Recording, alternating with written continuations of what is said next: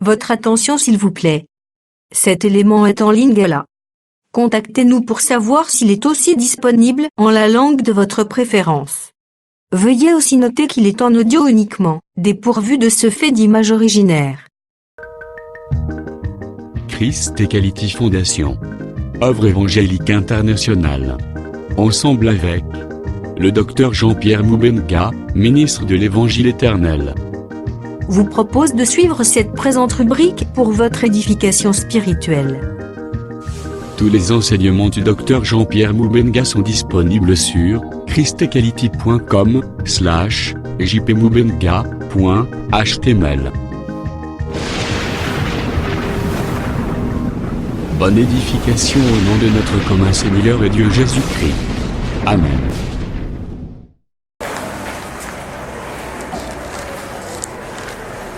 Lorsque l'esprit impur est sorti d'un homme, il va par des lieux arides cherchant du repos et il n'en trouve point. Alors il dit: je retournerai dans ma maison d'où je suis sorti. Et quand il arrive, il la trouve vide, balayée et ornée. Il s'en va et il prend avec lui 7 autres esprits plus méchants que lui. Ils entrent dans la maison, s'y établissent. Et la dernière condition de cet homme est pire que la première. Il en sera de même pour cette génération méchante. Aujourd'hui, Daniel chapitre 7.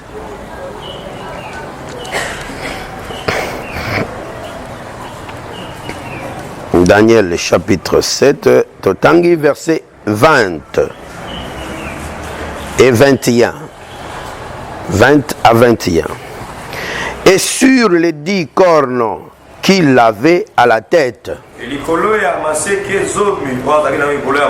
et sur l'autre corne qui était sortie et devant laquelle 3 étaient tombés,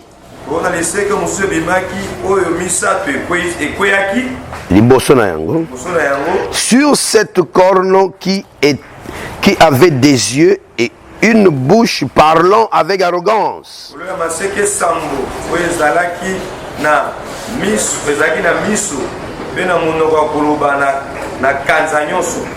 Et une plus grande apparence que les autres. Simba, j'ai vu cette corne faire la guerre aux saints et l'emporter sur eux. Non, cette corne.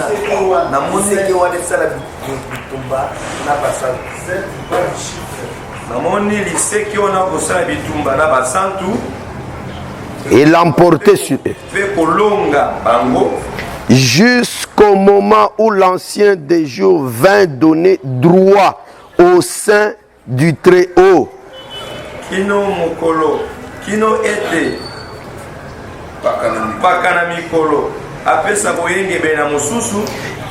le temps arriva où les saints furent en possession du royaume.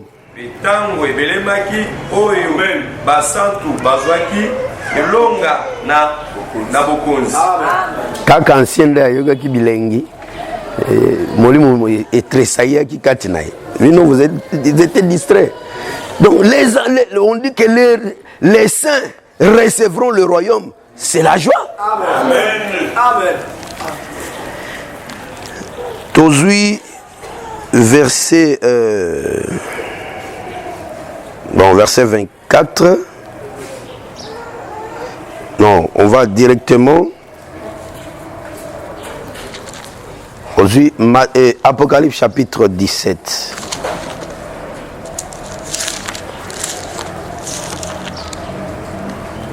Apocalypse 17. Nathalie Siboui.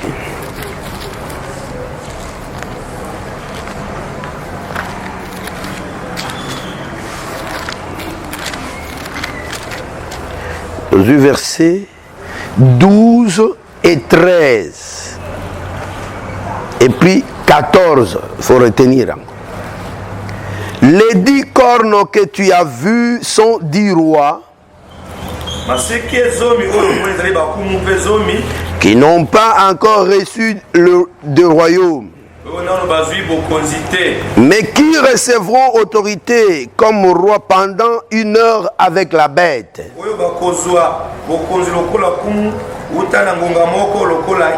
Ils ont un même dessein et ils donnent leur puissance et leur autorité à la bête.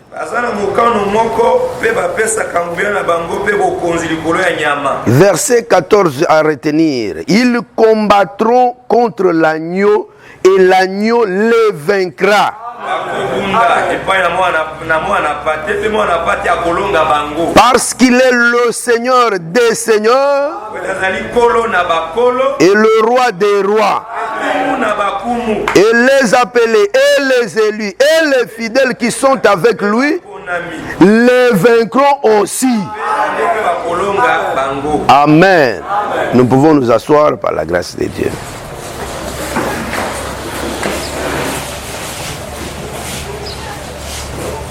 Tango tozo sambela toyoki mokambi na losambo ntoma kasi alobi ete biso tobengami badomine biso te kasi biso nde tokodomine. Est-ce que vous avez cru à cela?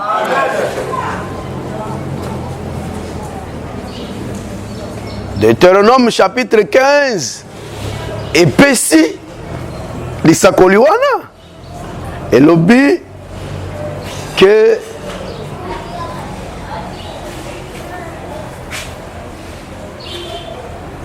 okodefaka te kasi okodefisa. C'est ça cette prophétie là. Kodefa wana o bazoloba wana eza kende kozwa mbongo ya moto te, eza kodomine. Bako dominer yote. Pourquoi? Parce que proverbe balobiete. D'abord la même écriture explique ça. Natangango parce que souvent ezalaka que muto amesana kotanga te.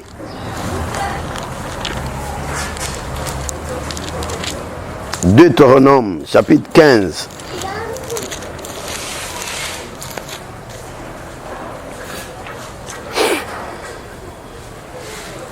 Verset 6. Verset 6. Deutéronome 15, 6, Maman Karine. L'Éternel, ton Dieu, te bénira comme il te l'a dit. Tu prêteras à beaucoup de nations et tu n'emprunteras point.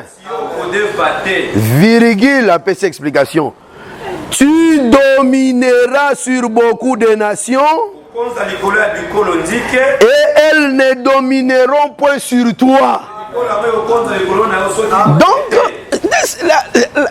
le même verset s'est interprété.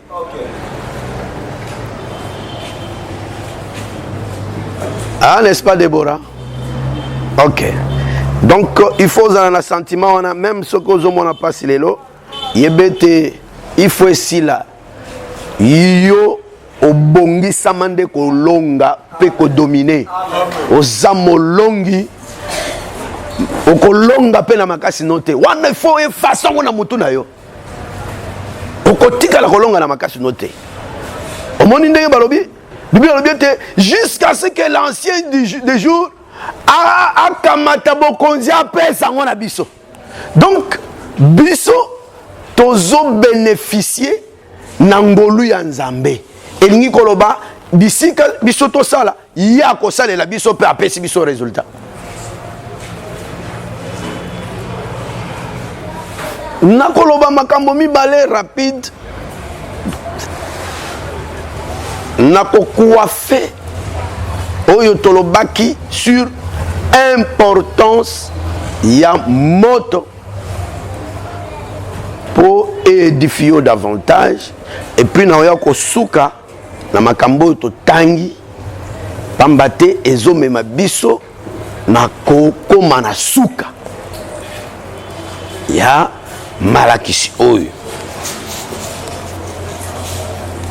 Atala ta moke ndenge batalisi biso awa nalobi boy tobaki ke moto oyo ezali persécution lolenge miso tobaki yango ke ezali kanda o Nzambe azalaka nango, parce que tobaki ke Nzambe en tant que papa akosilikela mwana na ye. Soki asilikeli mwana na ye, yo mwana na Nzambe kobangaka te ke tata asilikelo te, parce que yo lokola moto ozalaka toujours moto ya botaou ya berere. C'est comme ça que tu yebisaka ata na biso batata boye oyebisi mwana na yo mwana osalaki mabe na limbisi yo kosala lisusu te. Lobi omoni mwana asali mabe lisusu lobi nakolimbiso te mpona si nayebisaki yo ke osala su mabe te. Te mwana wana aza Nzambe te, azaka mutu akosala pe kaka mabe. C'est pourquoi Yesu alobaki ete limbisaka bambala ebele po ayebi ke moto ata alobi limbisa ngai olimbisi ye aza nelike ke asala lisusu te, mais ekoki kokomela lokola likama pe asali lisusu, parce que makasi ya moto yango te nde moto esalaka ke moto akangolama. Jamais.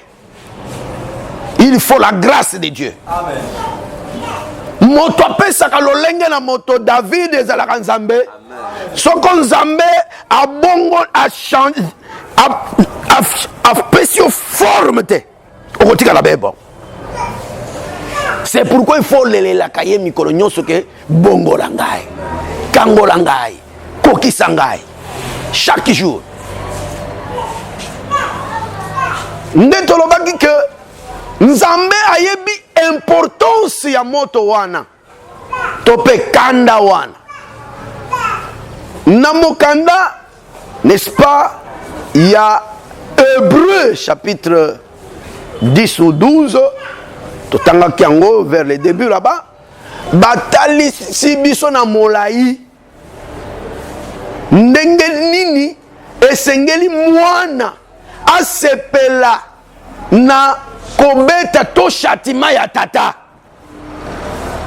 parce que mwana oyo soko oza na mwana no na ndako oza pe na mwana mopaya na ndako, soko mwana ya mopaya asali likambo ozalaka na facilité ya kobeta ete parfois obanda kodute ke so na bani obete awa akende olobake banyokola ngai okobanda kozala na mwa doute, mais oya yo okobete ndenge olingi, mais jamais pe okobeta ye na likanisi ete oboma ye okobeta kaka na likanisi ete mwana oyo vraiment nalingi abonga posa na yo ezali ke abonga. C'est pourquoi likomi wana ezotalisa ke yo soki oza mwana légitime, mwana ya ndako, il faut sepela papa apinisaka yo. Soki omoni osalaka mabe mais makambo no nyonso ezokende ka liboso, il faut mitala bien soko ozalaka mwana ya ndako. Sepelaka olingi osala mabe Nzambe abeti yo. C'est pourquoi azalaka na nzete na ye obabengi bâton, azalaka pe na mosusu obabengi houlette. Tango lobaka ete l'Éternel est mon berger, je ne manquerai de rien. Yo kanisi tu ne manqueras de rien de comment? Azo utiliser banzete wa. Soki olingo kende kuna abeti yo zongi boye. Soki olingo sala boye bendi yo. Donc il faut sentir que nazali surveiller na papa. C'est ça l'expression de l'amour de Dieu envers toi. Amen. En résumé, Nzambe a préparé kopelisa moto pona mwana na ye. Yango wana bien-aimé nalobaki boy. Na 1 Corinthiens chapitre 15 verset je crois 20 tolobaki que tous, je ne sais pas si je l'ai répété ici et je vais le dire quand même, peut-être tous les kambangu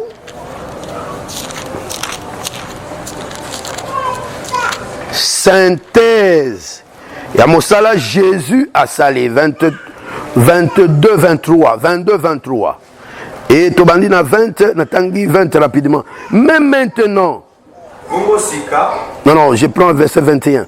Car puisque la mort est venue par un homme,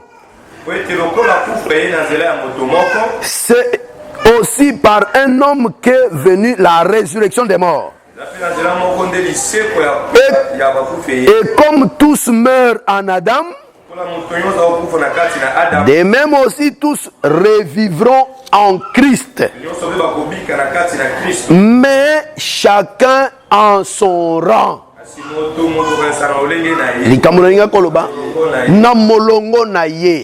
Tango bazoloba chacun en son rang, bazo viser programme Nzambe asali était bato nyonso bakose kwa le même jour te. Lycée quoi, ezoko salema parti par parti konlandisama plan Nzambe asali.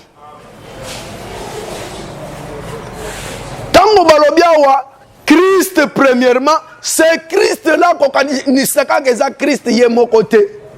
Christ wana eza une prophétie double. Ezolobela Christ d'abord lokola prémisse na sens ya Yesu tango asekwi na nuye moko. Est-ce que vous bien na physique boy agi ye moko pe anetolamaki ye moko. Mais l'écriture est au mono. Apocalypse chapitre 12 aussi verset 6. Oye lobiete mama azana mwana na libumu aboti mwana ngo asalini anetola. Or pour mwana anetolama il faut lycée quoi et Salem. Tango tozoloba enlèvement. Parfois ça peut te troubler, mais c'est bon pour que oluka koyeba pe oluka débat. Tango balobaka résurrection, un jour on va parler de ça parce que na sengaki na lobela sur les éléments de la doctrine renoncement aux œuvres mortes. Et tokolobango. Résurrection ndenge zali wana, il faut oyeba que lycée quoi ndenge ezali kosalema babengi na Bible bazoloba ke eza na ba résurrection mibale tena mutu na yo po makomie bengi résurrection moko babengi yango résurrection ya liboso. Soki balobi ya liboso ezali seke ya mibale ezali. La première résurrection elingi kolobate ke eza résurrection moko ekosalema na temps moko boye kaka te, parce que résurrection ezo salema chacun a son rang et salema na baton ndenge programme ezali. Mais tant on va bi première résurrection elingi kotalisa ke ezali par rapport ya temps te kasi par rapport ya nature ya résurrection wa. Et nature ya résurrection, première résurrection ebandaka pe sukaka. Résurrection à liboso ebandaka mokolo ya enlèvement.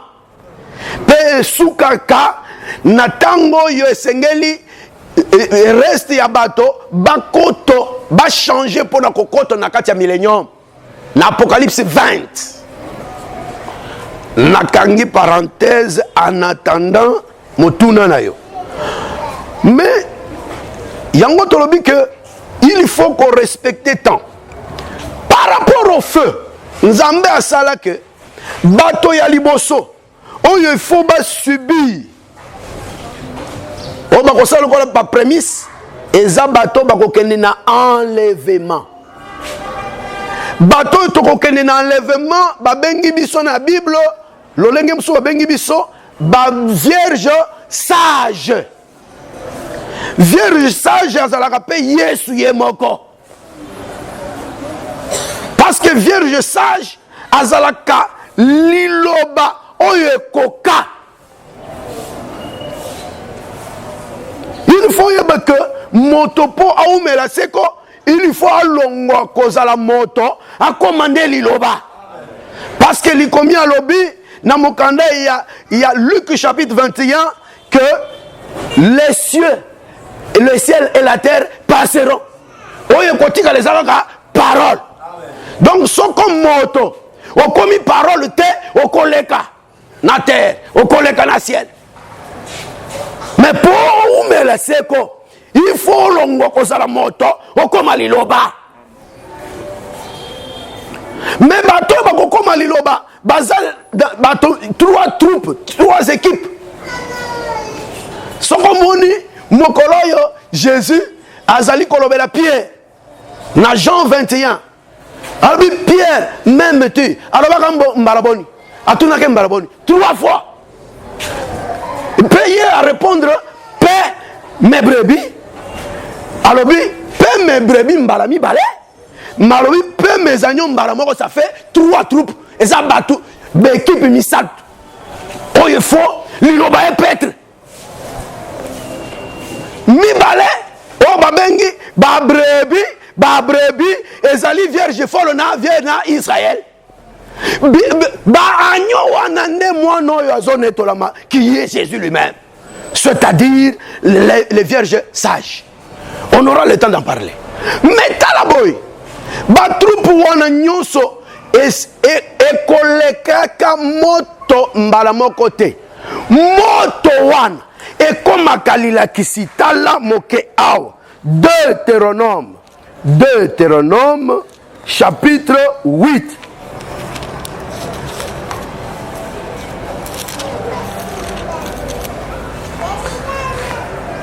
Yoka, verset 2.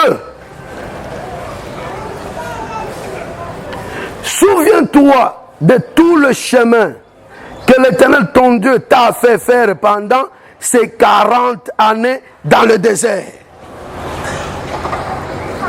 Banza, nanzela oyo Yahweh Nzambe na yo alekisi yo uta mibu tukumine na kasi na lisobe. Afin de t'humilier et de t'éprouver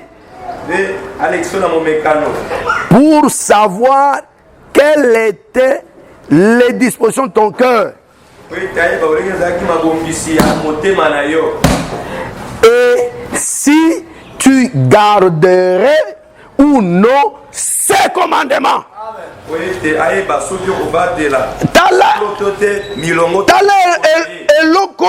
Combien de mortels et comment facilement il faut ministère topé présence à Jésus pour le monde. Na déclaration one nzamba zotali saboy moto le désert dont il est question yango nde moto. Donc quand vous avez le moto ezalaka po nzamba tala soki obateli lilakisi. Cela veut dire moto yo akoleka na moto il faut na nozo lilakisi na litoyi bongo balekisi na moto bona ko éprouver lilakisi wana soki efandi. Et soki oyoki boy tango oleki na moto nde o confirmer lilakisi na yo. Ce qui veut dire soki oyoki oleki na moto te o confirmer lilakisi te. Voilà pourquoi il est impérieux que moto nyonso oyo azali de la race de ces 3 personnes ici aleka na moto, mais chacun en son rang, c'est-à-dire en son temps et dans ses conditions spéciales. Voilà pourquoi nous conscientiser non yo moto alela soki oboyi moto ekolanda yo tala ndenge kosalema lelo moto ezali totangaki yango moyen totanga oso ezate totangaki yango na 1 Pierre chapitre 4 moto wana nzambe ateyi yango que c'est aussi un baptême wana babenga le baptême du feu. Jésus aya Jean-Baptiste a teye que ngai na kobatisa na mai. Même moto azo sima na ngai akobatisa bino na Molimo Santo pe na moto.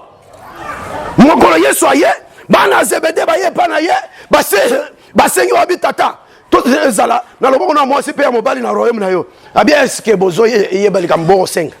Est-ce que bokokoka komela coupe oyo na komela. Topé kozala baptisé du baptême dont je dois être baptisé. Oleki moke alimboli baptême wana. Alors je suis venu jeter un feu sur la terre. Que j'ai désiré, si ce feu est déjà allumé, ce feu là, c'est aussi un baptême dont moi Jésus je dois passer. Bon yo, soko boyi yango. Alors que Jésus a nzela. Ndenga legika na moto wana. Nzela yango wana. Est-ce que yo kinzela? Est-ce que yo kinzela? Soki okimi yango et ko récupérer yo. C'est comme ça que lelo biso toko subir moto wana lokolo un baptême du feu. Bisoning église, pe église ni vierge sage. Toko ndimango. La vierge folle lelo et loko ni nezo azobanga. Azobanga azana peur ya pasi wa. Nde omoni azabolembu botao. Mokolo Yesu akoya akokute akomela te parce que azali kobanga moto wana. Lokola azobanga moto wana. Dès que biso tekei nzamba ko récupérer bango. Akokotisa bango na moto parce que bazabana na ye. Akokotisa bango na moto et ce feu s'appelle la grande tribulation. Bakobi kisama comme au travers du feu. Selon l'écriture, Paul a été bongo. Bako perdre récompense. Bako perdre enlèvement. Dans cette écriture, enlèvement ils allaient récompense. Mais bako zala sauver, mais comme au travers du feu. Feu wana, au besoin de verser wana, ils allaient grande tribulation. Même Israël, azobanga liwa. Nazareth encore démontré en côté. Mais yebaboy. Tango Moïse a tonginda. Nazana Luc chapitre 6. Moïse a tonginda. Jésus pas yeko tonganda. Et tongeli na bango ekeseni. Tango Moïse a tongi, ayeka mbala moko mabele ezali akamati a toche a poser ndako na mabele. Pam.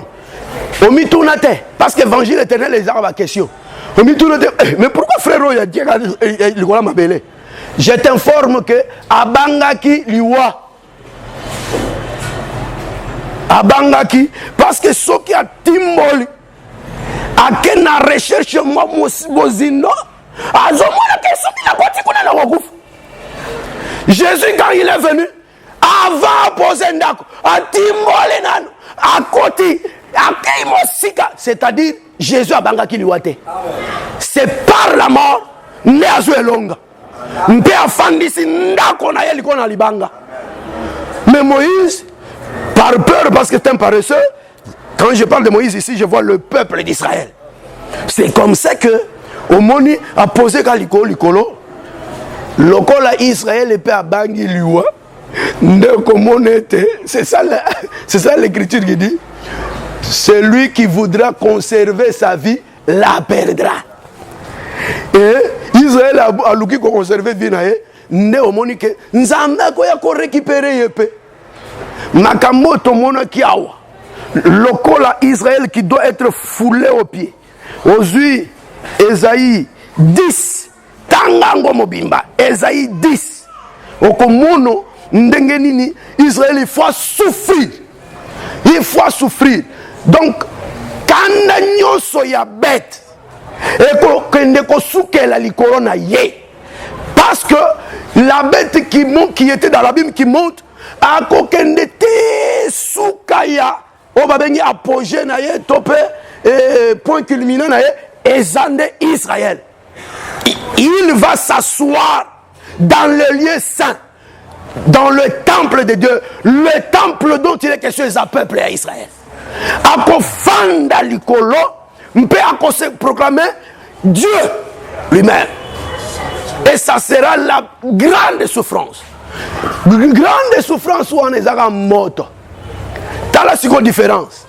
Biso, tozo yoka parole, en même temps tole kana moto, pour éprouver parole wa vierge folle bazali ko banga moto wana lokola bayoki parole parce que les vierges folles eza bato ya kimbangu te. Les vierges folles ont la vraie parole. Mais tango nzamba koya kokuta bango ke bakomela te à cause ya ba souci ya vie, à cause de jeu ya biloko pamba pamba ya mokili oyo et ko diminuer croissance na bango.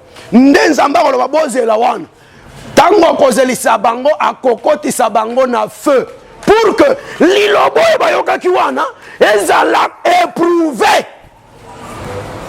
Et Israël nzamba ko se précipiter te akende ko éprouver parce que ceux qui ba condition na moto sans que oyoka parole okozika na moto libela okosekwa te ne à cause la que na première moitié ateya nano Israël parce qu'à ce moment-là Israël kokota na kati ya pasi wana te soki bakotise mbala moko akotika la kuna.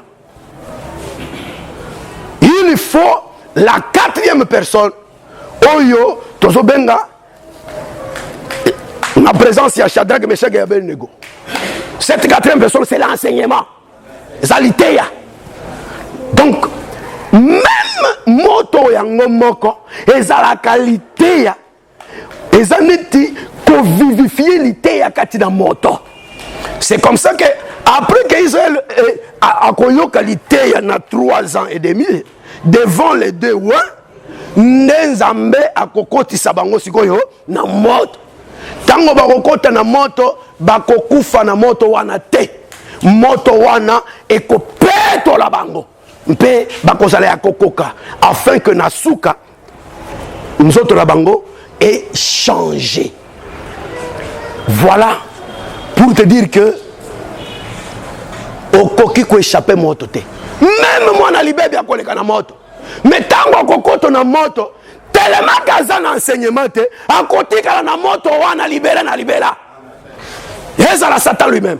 Personne n'échappera le feu. Na diabulu ye moko, na mwana na nzambe, na mwana libebe, tous nous devons passer par le feu.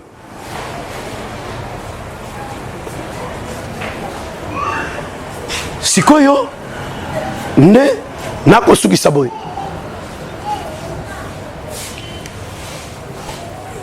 Comparons ces deux versets.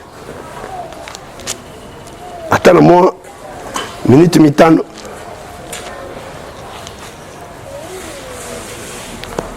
Tala. Apocalypse 17, verset 14. C'est la Pessagan. Balobiboy. Tanganangai. Il wananin, les 10 cornes. Depuis les 10 cornes combattront contre l'agneau et l'agneau les vaincra parce qu'il est le Seigneur des seigneurs et consort. Selon verset 14 Apocalypse 17, bitumba moko ekosalema. Mais bitumba on ekosalema entre quand il y a bête na agneau selon l'écriture ici. Ah balobite que quand il y a bête na peuple saint. Ah ouais ça quand il y a bête na agneau. Eza na précision ya tanango. Et là na bitumboyo l'agneau nde a convaincre. Agneau convaincre ye moko te. Na ba élu, na ba fidèle, na ba nani susu. Non. Les élus et les fidèles et les appelés. Bango nyonso basanini bakolonga. Est-ce qu'on a dit? Agneau azana ba appelé, azana ba élu, azana ba fidèle. Bango nyonso na ye bakolonga. Netinga naza parmi bango. Dans les 3 troupes. N'habite yo pe oza toza. Kamsu yo rose oza kate. Alors, si on talaboy pour comprendre. Daniel place Totangaki également. Daniel chapitre 7.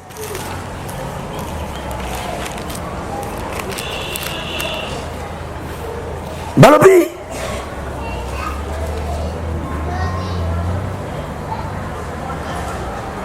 J'ai vu cette corne nini. Ah Seigneur, tant exact. Zoana le verset 20, na bandelango, hein, mouké. Et sur les 10 cornes qu'ils avaient à la tête,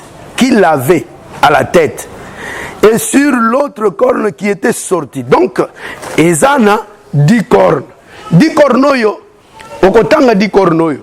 Na Daniel chapitre 7. Okotanga 10 cornoyo. Na Apocalypse chapitre 13. Okotanga 10 cornoyo. Na Apocalypse chapitre 12. Avant même au la 13. Okotanga 10 cornoyo na Apocalypse chapitre 17. Les 10 cornes. Si vous curieusement, Daniel 7 azolo baké 10 cornes wana nyonso ezali kolona motu moko ya bête ya nyama. Mais baninga mso balobi 10 cornes wana ezala ni likolona 7 têtes. Est-ce que vous avez ngai? Ce qui veut dire qu'il y a une relation entre 1 et 7. Et de 2 au commun que Maseke wana 10. Na Daniel 7. Tango liseke moko zoya. Et quoi ici nano 3. Soko kamati 10 moins 3, et ça dit combien? 7, hein? 7 wana. Plus oya apparaître comme combien? 7,8. Est-ce que boyo gango? Yangonde ezana Matthieu chapitre 12 verset 44. Et Robi, il va chercher 7 autres. Naye bakomi boni 8. 7,8.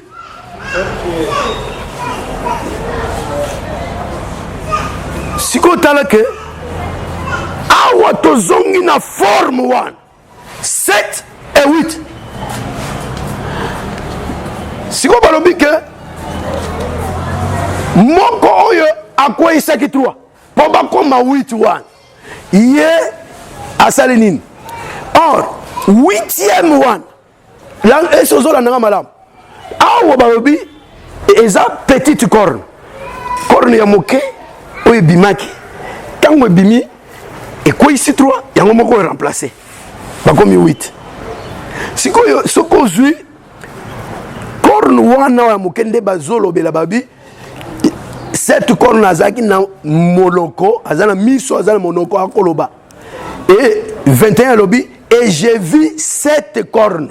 La corne oyo et quoi il 3. Et j'ai vu 7 cornes faire la guerre au sein et l'emporter. Donc awa corne et sali guerre na nyote et sali guerre na basantu pe elongi bango kuna bête asali guerre na agno bongo agno alongi ye elongo na basantu balongi. Je veux dire d'abord que c'est 2 temps différents. Est-ce qu'on l'a dit comme on a vous allez tango mi balé que c'est et circonstance mi balé que c'est balongi basantu et basantu balongi bango. Est-ce que vous avez makamboy ne loko na ko tsaki na principe ya vie na yo nazongi sa na principe ya vie na yo. Je te le dis au nom de Jésus soko croire rango ko bikelango pasi nyonso ezomonela yo yo koya komonela ngo. Amen. Okay. Pasi nyonso ezolonga yo lelo yo kolonga ngo. Bibi shozola na ngabla loba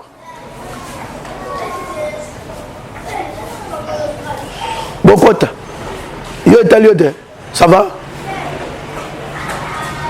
oumeli tokozela yo tomoni aussi na no parler na hôtel il faut zoper ndako na yo eza bongo de tu es un grand monsieur avec un atelier parfois eko tungisa yo mais soki tungisi yo yebisango ke yo ko dominant tant mosusu c'est une maladie. Les bébés là-bas Tu dois savoir que n'a pas dominé. Je vous le dis au nom de Jésus, je ne vous flatte pas. Je dis ce que je crois. Parce que j'ai lu ça dans les Écritures. Ce principe, partout, devant n'importe quelle situation. Et nous avons que ils ont 2 temps. Faute de temps, je crois que lobby, tu as l'effort pour ici la paix, Malamoko.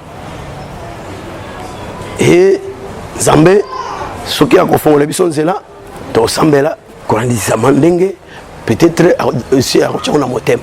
Ce qui peut vous arrêter, tu as commis ça quand Zambé, Bissounyoso, et puis tu ici. Mais nous continuerons quand même après la suite du temps, peut-être Bangolo Moussoussou et les Canaan. Alors, mais pour vous dire d'abord que Milongo Mibale na Pesio, Eza Naton et Keseni, mais tant on a Elandani. Donc, ceux qui n'ont pas coupé sango démonstration, en a lenteur et à comprendre, je serai obligé d'insister. Mais Simba Kakake, na Daniel 7, Kornouana, basali guerre na basantu pe balongi basantu. Mais dans Apocalypse 17, basali guerre na agneau na basantu balongi bango. Ezali par rapport ya ndako na biso to te yawa ndako ya Israël okomono ndenge nini tokosimba yango po ete ozwa sikisiki wana na place wana. Na sukisi kolobake suka ya likambo ezali ete jusqu'à ce que nazwa écriture wa j'ai vu 7 cornes faire la guerre aux saints et l'emporter sur eux.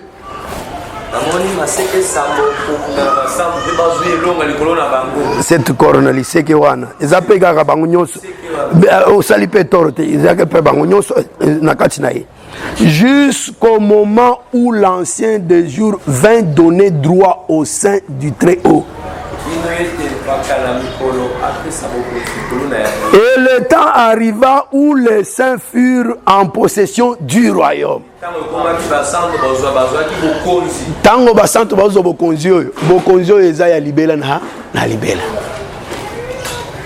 Donc c'est pour dire que suka ya makambo nyonso yo oza moto monene oza moto nesengo bakosa yo te situation découragée yo te oyo ka mongongo ya mwasi te to pe ya nzoto no te mais même na situation difficile continuer kokumisa nzambe pezela ete suka ya makambo wane koza pe nzambe ako changer situation. Est-ce que nous y croyons? Okangi miso na yo olobeli nzambe oyo yemo kwa tie na motema na yo to sambeli na kombo na Yesu Messi.